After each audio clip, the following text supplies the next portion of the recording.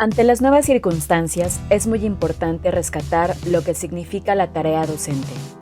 Los maestros están en el frente de batalla, tienen la responsabilidad de salvar la escuela, el año, el sentido e interés de los estudiantes por seguir aprendiendo, por seguirse vinculando, a pesar de la distancia y de las dificultades que implica el no estar cara a cara. Los maestros enfrentan nuevas experiencias que requieren propuestas novedosas para mantener a flote este barco llamado la escuela. Para todos ellos, este programa, Al Maestro con Cariño, el gusto por aprender debe prevalecer. Actualmente, maestro Marco, ¿qué lugar ocupa la pedagogía Freinet? ¿Dónde ha quedado? ¿Cómo está? Usted nos dice que está en la técnica. ¿Cómo la visualiza ahora? eh, digamos, hacer una descripción actual de la pedagogía Freiner en nuestro país eh, es un reto, es un reto. Por un lado, la tradición, vamos a llamarle eh, original de la pedagogía Freiner, que llegó a México a través del exilio español, se asentó en escuelas particulares. Fue el espacio donde pudieron conservar y hacer posible esta propuesta pedagógica. Intentaron hacerlo en escuelas públicas en los años 40, 50, no les fue sencillo, fue muy difícil y optaron por fundar escuelas particulares, muchas de ellas muy afamadas, con escuelas con una presencia en nuestro país de una eh, forma tal que podríamos sintetizarlo como de las escuelas con mayor reconocimiento nacional. Incluso cuando uno revisa qué tipo de estudiantes egresan de estas escuelas y qué tipo de familias llevan a sus hijos, ya con eso uno se queda un tanto sorprendido. Por ejemplo, Elenita Poniatowska, tenía a sus hijos en la escuela activa de Violeta Selen. Alondra de la Parra es egresada de la Manuel Bartolomé Cosío. Entonces, vamos viendo a perdón, ¿cómo se llamó el anterior secretario de Educación Pública? Nuño, es egresado de la Bartolomé Cosío. Generaron muchas polémicas, por cierto, porque eh, recibió muchas críticas, incluso de algún sector de la propia escuela de Manuel Bartolomé, pero independientemente de lo que ella haya decidido, habla un poco de la trayectoria de muchos de los egresados y de las familias que van a estas escuelas particulares. Siguen teniendo una fuerte influencia en nuestro país. Varias de las directoras, varias de los profesores que son de estas escuelas han tenido un impacto en la generación de programas para las escuelas de nuestro país. Entonces, el impacto, aunque no se ha notado del todo, se refleja en las propias modificaciones de planes y programas de estudio y libros de texto desde los años 70. Eh, y en el caso de las escuelas públicas, bueno, yo me siento muy contento y muy orgulloso de pertenecer a un movimiento de maestros que abrazan la pedagogía Freinet de escuelas, vuelvo a insistir, de escuelas públicas. Eh, Ha tenido un impacto muy importante, aunque es difícil poderlo cuantificar. Es muy complicado porque durante 33 años se ha hecho este esfuerzo de irlo compartiendo, de irlo impulsando en las escuelas públicas. ¿Cómo lo hemos hecho? Un poco con esta idea, vamos a llamar, de un maestro en una escuela, y ese maestro en esa escuela lo va extendiendo a la propia escuela, convenciendo a otros docentes y haciendo equipos de trabajo. Creo que el caso más atractivo, más interesante que se dio en los años 80 es la escuela primaria Julio Cortázar, allá por el rumbo de Cabeza de Juárez, enfrente de la FES Aragón. bueno, ahora es ENEP o FES Aragón. Bueno, ENEP, ahora le llaman ENEP. En ese entonces le llamaban FES Aragón. La escuela Manuel Bartolomé Cosío, de 18 docentes, 12 docentes trabajaban con la pedagogía Freinet. Entonces, pudieron lograr de primer año a sexto año mantener la propuesta Freinet, y los resultados fueron muy atractivos. Canal 11 se dio cuenta de esta experiencia y muchos programas de Canal 11 fueron grabados en la Manuel Bartolomé, no, en la escuela Julio Cortázar. Eh, Ese es un caso. En la actualidad, pues hay varios proyectos interesantes. Uno es el Centro Educativo Cultural y Servicios José de Tapia Bujalance, en la colonia Miravalle. Es una escuela popular comunitaria de preescolar que trabaja con la pedagogía Freire desde el año 1988. Raquel Martínez es su fundadora. Y en esta escuela van manteniendo durante ya 32 años este tipo de pedagogía con niños de zonas de la zona marginal de Miravalle, en la parte alta de la Sierra de Santa Catarina. Y la escuela es muy querida. Te quiero platicar una anécdota ahora que vino la pandemia. Esta escuela, el CECIS José de Tapia, es de estos proyectos que se denominan escuelas comunitarias. Es decir, no son ni escuelas particulares ni escuelas públicas. Surgieron en zonas marginadas donde las madres de familia no tenían dónde llevar a sus hijos, pero como eran espacios no reconocidos por el gobierno, no se creaban las escuelas. Entonces las propias madres de estas zonas generaban espacios para el cuidado de sus hijos y lo hicieron en preescolar. En la actualidad hay alrededor de 180 escuelas en la Ciudad de México que se conservan en esta perspectiva de escuelas comunitarias. Casi todas ellas participan en la Coordinadora Popular de Madres Educadoras. En el caso del CECIS es una escuela que fundada por el Movimiento Mexicano para la Escuela Moderna, pero que también participa en la Coordinadora Popular de Madres Educadoras. Bueno, la pandemia resultó muy complicado porque estas escuelas se mantienen con las cuotas de padres y madres de familia. Lo que aportan a la semana, incluye el desayuno, es alrededor de 120 pesos, si no mal recuerdo, por cada niño. Es una cantidad pequeña y aún así todavía tienen becadas y becados. Eh, con eso, las compañeras que trabajan en estas escuelas reciben un salario que es muy pequeño, casi es como una gratificación más que un salario. Y cuando se vino la pandemia fue muy difícil para este tipo de centros, porque muchos padres de estas comunidades marginadas se quedaron sin trabajo, madres y padres. Entonces no podían, por un lado, mantener sus familias y además pagar la cooperación para las escuelas. Raquel Martínez, la directora del CECIS, me llamó por teléfono y me comentaba, Marco, yo creo que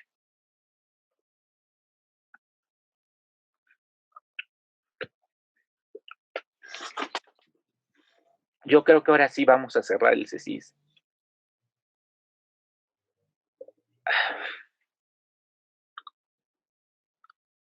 Un proyecto de 32 años.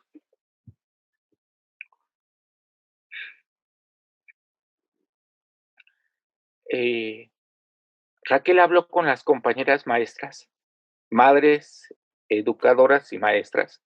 La SED en el 2000 les exigió que tenían que tener licenciatura, no podían ser solamente madres educadoras. Varias de ellas estudiaron en la Universidad Pedagógica Nacional. Me tocó acompañar al menos a 3 de ellas en la propia institución donde trabajo.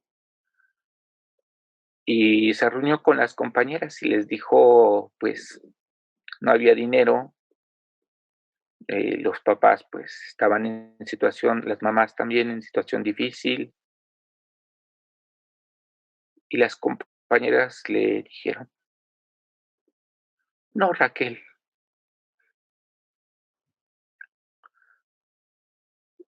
Para nosotros esta es la vida.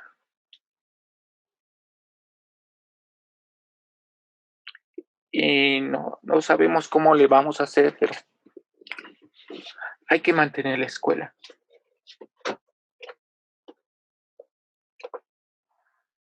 En el caso del CECIS, es solamente un caso de 180.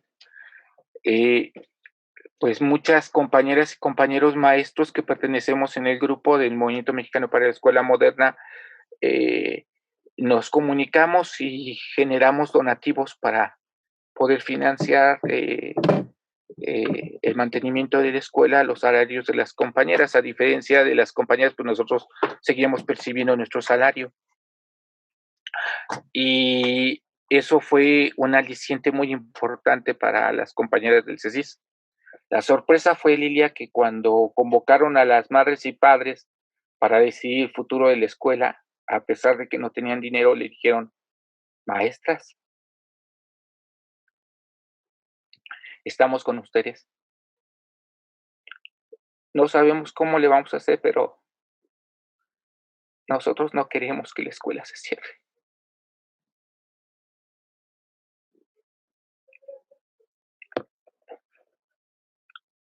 Para fortuna nuestra, el CECIS sigue vigente. Otra escuela, Ocotlán, ubicada en el municipio de Ocotlán, Oaxaca. Escuela Progreso, San Juan Chilateca. María Elena y Amauri son los profesores que lideran este proyecto, junto con 4 docentes más y la directora, de forma cooperativa. Hace 20 años, más de 20 años, en una conferencia que el grupo organizó en Oaxaca, o sea, el MEN en Oaxaca, con la Coordinadora Pedagógica de Valles Centrales, asistió la misma Raquel, la directora del CECIS, Rogelio Estrada, uno de los fundadores del MEN, y la maestra Graciela González de Tapia, porque hicimos muy buenas relaciones con Chela, y ofreció un taller sobre alfabetización inicial. Entonces, parte del taller consistió en que Graciela trabajara con niñas y niños en ese momento la propuesta de alfabetización, y los maestros veían alrededor cómo trabajaba con los niños nuestra estimada Chela. Al término de la sesión, a Mauri le pregunta a Graciela: maestra, ¿cómo puedo hacer para hacer lo que usted hizo con los niños? O sea, que participaran, que estuvieran activos, que estuvieran alegres, que aprendieran con gusto. Y entonces, Graciela le dijo a Mauri: dedica 30 minutos todos los días a trabajar de esta manera con tus niños, dialogando y retomando sus intereses, y a partir de ello, tomarlo como punto de partida para los aprendizajes. Y a Mauri le dijo: bueno, maestra, me suena bien. Y después de esos 30 minutos, ¿qué hago?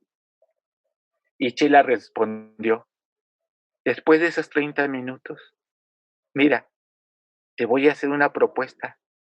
Primero haz esos 30 minutos y después que lo hagas, me preguntas, ¿te parece? A Mauri empezó a trabajar así, y Marilena igual, en San Juan Chilateca, en la Escuela Progreso, en Oaxaca. Los 30 minutos se multiplicaron. Se convirtió en 1 hora, en 2 horas, en 4 horas. Es una escuela que inicia a las 8 y termina a las 12:30. Pues las 4 horas no fueron suficientes. De manera interna decidieron que en la escuela terminan las clases a la 1:30. Es decir, en términos del espacio dentro del aula, son 5 horas, más media hora de recreo, que todavía lo utilizan para hacer la radio comunitaria. Mientras los niños están en el aula, cada grupo se hace cargo de exponer. Cada semana le toca a un grupo diferente. A la hora del recreo hay radio comunitaria que todos los niños escuchan a la hora del recreo. Es decir, las 5 horas más la media del recreo eran 5 horas y media. A Mauri ya no le tuvo que preguntar a Chela qué tenía que hacer después. Hay otra escuela más, Juan Escutia, en Totopita, Hidalgo. Una maestra muy joven todavía conoció la propuesta freinera a través de la propuesta multigrado que Zenobio Popoca impulsó a nivel nacional. A Berenice le gustó y entonces empezó a trabajarlo en su salón de clases. Ya tiene casi como 15 años aproximadamente, y Berenice en la escuela Juan Escutia, una escuela multigrado, sigue trabajando técnicas Freinet. Te comparto otra anécdota. Una de las técnicas Freinet es el asunto de la correspondencia escolar. Entonces, hacemos correspondencia de un grupo a otro, cada niño tiene su corresponsal y se intercambia. Cuando tienes esa experiencia, te das cuenta de la importancia que tiene para los niños no fingir la escritura. Escriben a un niño de carne y hueso y reciben respuesta de él y le esperan con ansia. Berenice trascendió más allá de las correspondencias nacionales. Sus niños mantienen correspondencias con niños de Japón y de Francia. Entonces los niños de Totoapita, que están en una comunidad aislada en el rumbo de Hidalgo, son niños que se preocupan y que saben lo que pasa en Japón y en Francia. Kazuko, que es una buena amiga, tiene una asociación de colegas y de personas japonesas que apoyan proyectos educativos en el mundo. De manera personal, o sea, no es una asociación registrada, sino es una asociación de amigos japoneses que buscan proyectos para apoyar. Primero apoyaron el CECIS hace muchos años y después cuando vieron que el CECIS se consolidaba, buscaron otros proyectos y escogieron el de la escuela pública de Berenice. Entonces Kazuko viene cada año y les trae juegos, les trae materiales, hace alguna actividad con los niños al cierre de cursos. Bueno, cuando Kazuko vino, hace pues ya varios años, resulta que 2 años después de la primera vez que llegó Kazuko fue el tsunami en Japón. Los niños estaban muy preocupados, no sabían qué había pasado, si Kazuko incluso había sido lastimada, si había sido afectada. Entonces los niños tuvieron su asamblea y decidieron que iban a apoyar a Kazuko.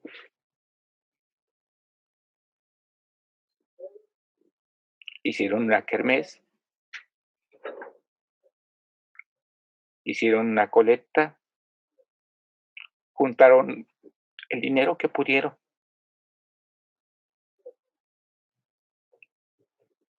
y lo enviaron a Japón.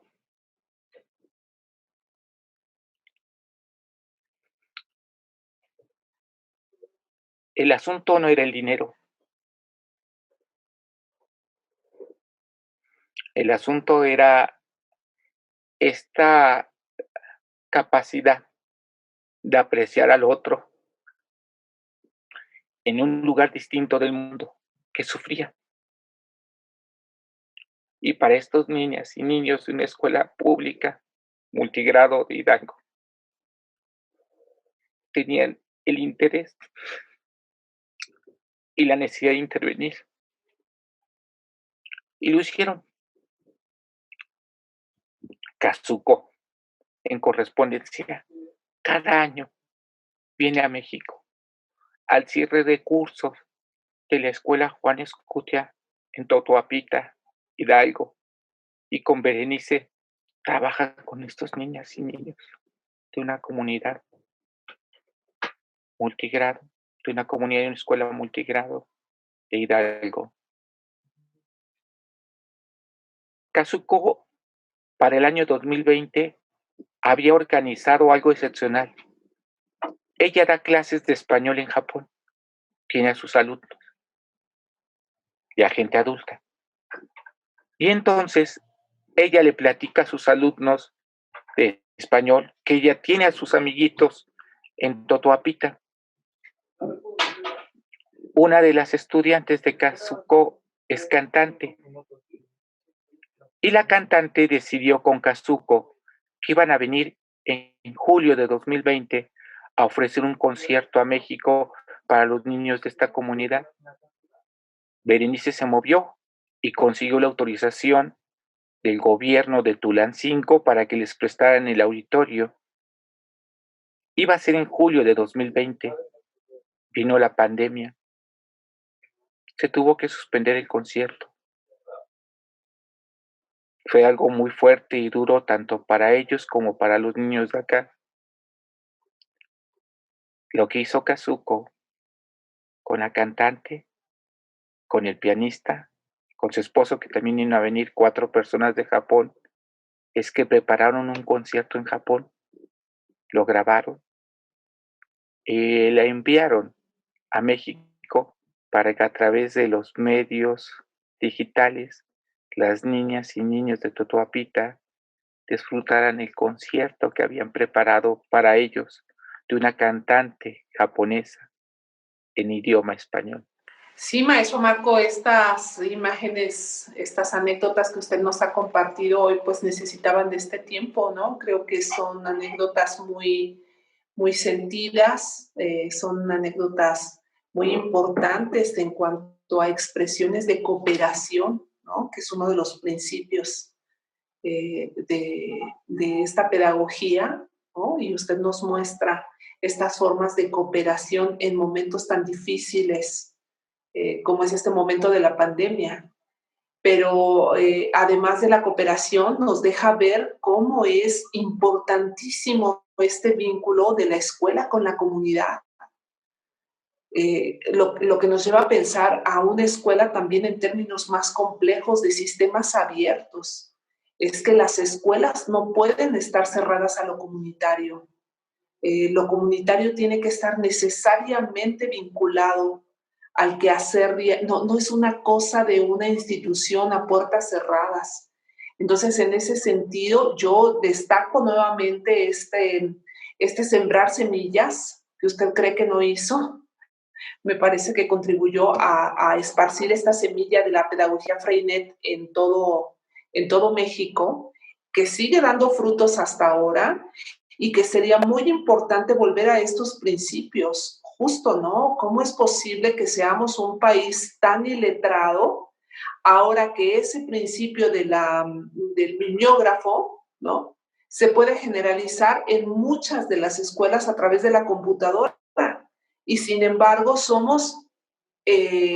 adolecemos pues de esta expresión escrita, de esta expresión oral en los niños, ¿no? Como que nos convertimos en una sociedad de actos automatizados, incluso los maestros, que este es uno de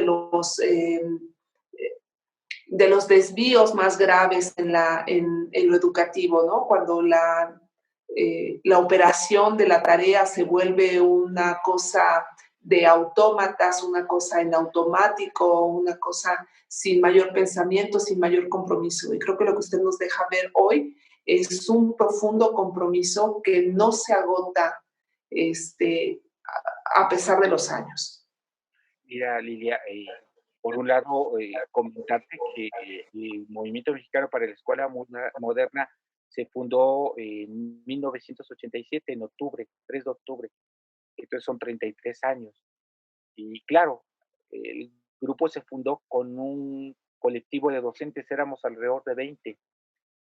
Eh, Todos ellos, los 20, si pudiéramos ir rastreando sus historias de vida, son historias que tuvieron un impacto muy importante en la escuela pública mexicana. Por eso yo te comentaba que no ha sido una labor individual, sino ha sido una labor cooperativa. Uno de ellos, Rogelio Estrada, fundador del CECIS junto con Raquel. Rogelio, en esta idea que tú me comentas del sentido comunitario de la educación, lo tenían muy presente. Por eso fundan el Centro Educativo Cultural y de Servicios. Cultural y de Servicios. Es decir, ya estaba presente esta idea de que la escuela no solamente tendría que quedarse en el ámbito de lo pedagógico. En una comunidad sin servicios públicos, tendría que buscarse también que esos servicios fueran extensivos a todos los habitantes de la colonia Miravalle, pero no solamente los servicios, sino también con crear otras condiciones, otras posibilidades culturales para los habitantes de Miravalle.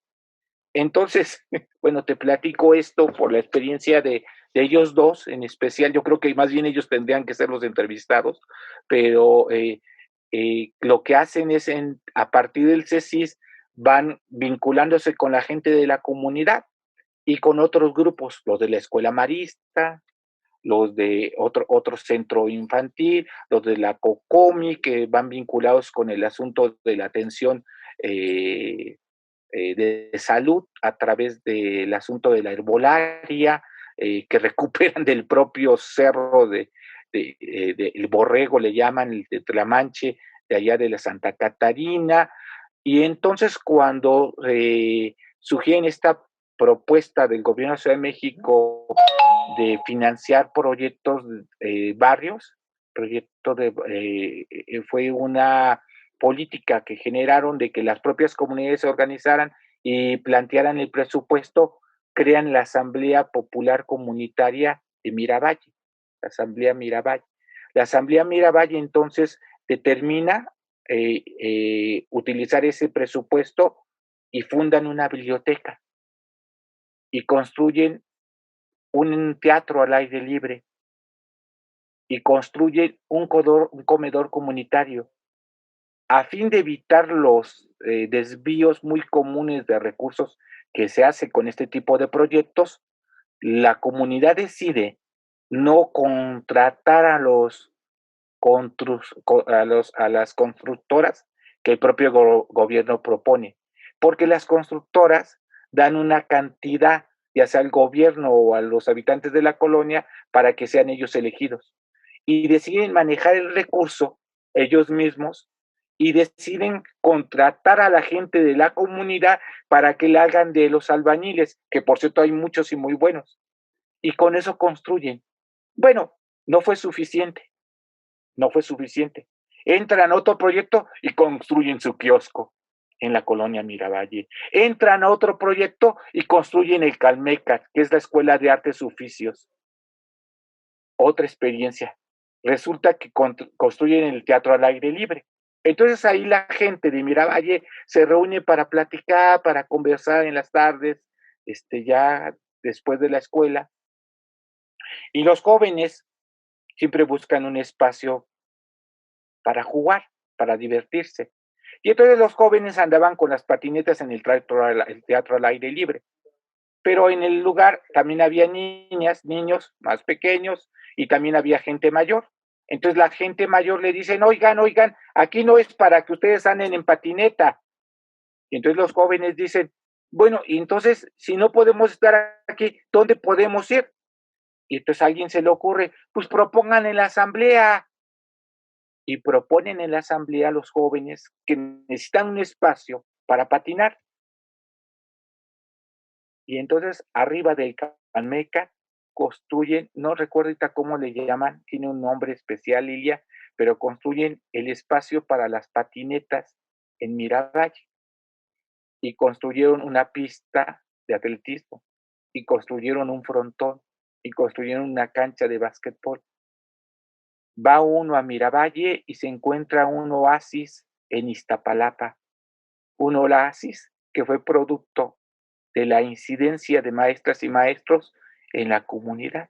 Ese es, por ejemplo, es el ejemplo que quería recuperar de lo comunitario, que va más allá de la escuela y cuando te vas dando cuenta, vas incidiendo también en tu propia comunidad para modificarla y crear otras condiciones de vida. Sí, claro, claro. Ahora que usted lo menciona así, pues sí, evidentemente ahí están muchas de las muestras de la pedagogía Freinet, nada menos esta educación extensiva a través del trabajo a las comunidades, porque entonces esta práctica del uso de la palabra, de la asamblea, del trabajo, etcétera, no queda solo muros adentro o en la cuestión del aula, sino precisamente puede sacarse a las comunidades. Y es, ahora que usted lo dice, para quienes hemos tenido oportunidad de trabajar en comunidad, sí nos damos cuenta que ahí están esas líneas. Ahorita que usted las menciona, yo las puedo identificar en comunidades indígenas en las que he estado con mi organización haciendo trabajo para niños, y efectivamente todas estas líneas de cooperación, de libre expresión, de experiencia y de educación por el trabajo, creo que están ahí, son visibles. Entonces, en ese sentido, pues qué importante que hayamos tenido esta conversación, porque creo que esto contribuye a decir formas de hacer las cosas. En momentos cruciales hay. Tenemos esta idea desde hace tantos años que, como usted dice, la trajimos o llegó con la migración española. Aquí está en México, está viva, ¿no? Ahí está, falta voluntad política para poder implementarla. Esta voluntad política está también en el compromiso político y social que cada maestro, sobre todo habría que subrayar esto ahora que están entrando muchas nuevas generaciones de maestros. Entonces es importante que esto no se pierda en el pasaje con las nuevas generaciones. Y entonces, para ir cerrando, maestro Marco, ¿cómo observa usted con respecto a esto que nos ha compartido a la nueva generación de maestros? ¿Qué potencialidades y posibilidades les ve? El Movimiento Mexicano para la Escuela Moderna tiene en este momento alrededor de más de 100 compañeros que militan de manera directa. Ya no éramos los 20. Hubo un momento que éramos 8, Lilia, los que nos reuníamos de forma constante. O sea, el grupo se redució con el paso de los años y después vino una eclosión, y la eclosión está en este momento. Quiero compartirte que la mayor parte de los compañeros del grupo son maestros jóvenes entre los 20 y los 40 años. Maestros sensibles, inteligentes, que liderean en sus escuelas las posibilidades de cambio, de transformación y de innovación. Es un gran, gran consuelo, porque a veces los de mi generación pensamos que se va a perder lo que se ha impulsado. Para mi fortuna estoy equivocado. Eso es una. Otra, sé que ya estamos fuera del tiempo, Lilia. Te quiero comentar algo que quedó en el tintero, la diferencia entre técnica Freinet y pedagogía Freinet. Freinet era maestro de escuela pública, tenía otras necesidades. En principios de siglo era muy común hablar del método pedagógico. Esto tenía una intención incluso de corte positivista. El método garantizaba el éxito de la propuesta pedagógica.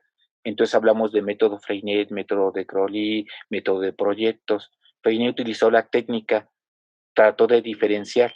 Él planteaba que las técnicas le daban la opción al docente de escoger aquellas que quisiera, que fueran adaptables a sus necesidades y a sus circunstancias, y las utilizara.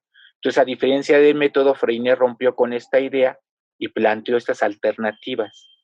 Con el paso del tiempo, las técnicas, por ejemplo, para el siglo XXI, son parte de una pedagogía Freinet, porque la pedagogía está sustentada en principios, no es la práctica por la práctica en sí o la técnica en sí, sino estos principios de los que tú me referías al inicio de la entrevista, están sustentándolo.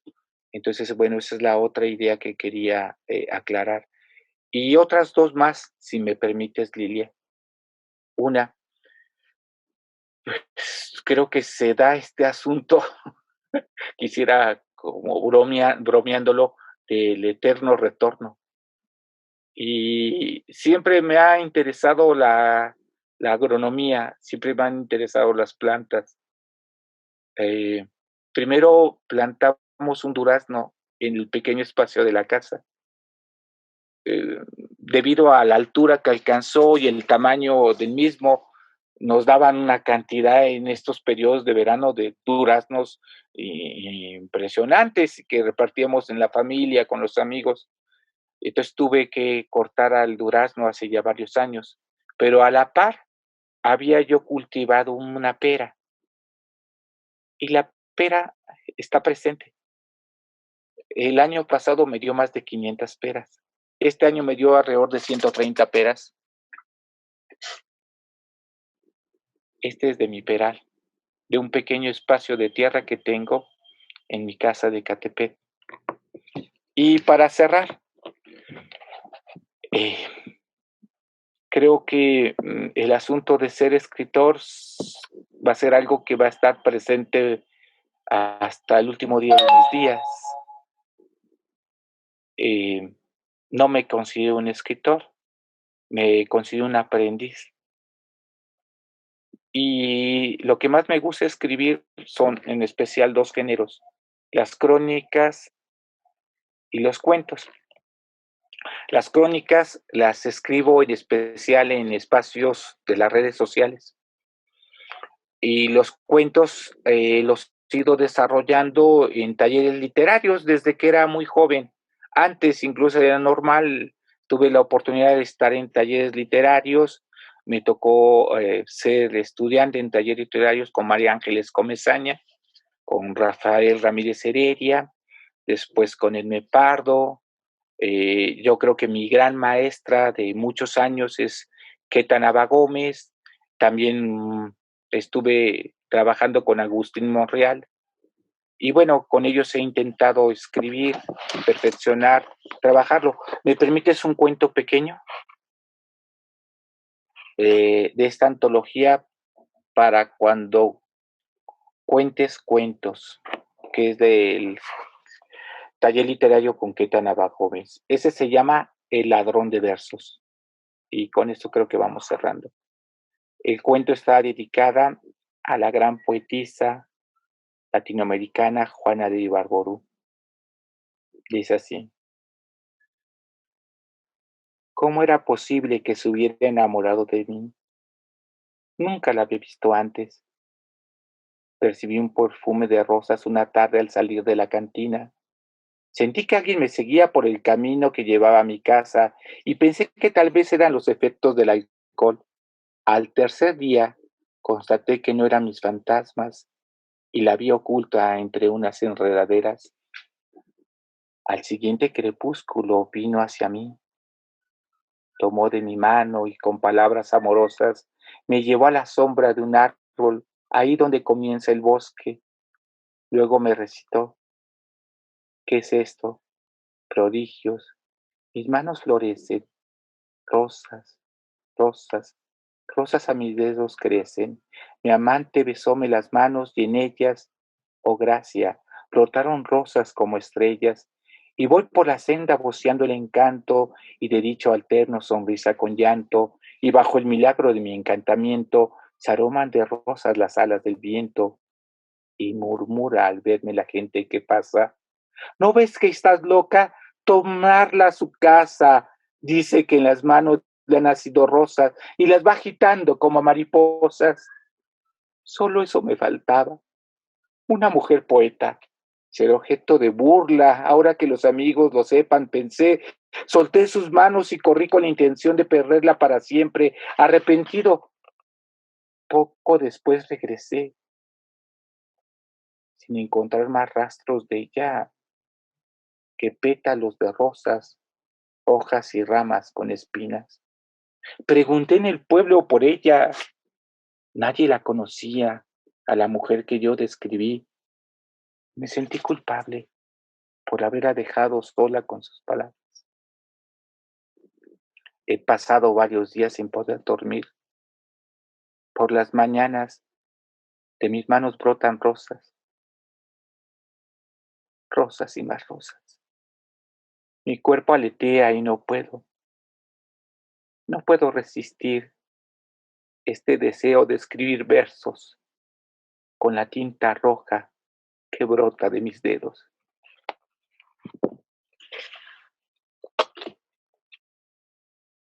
Gracias.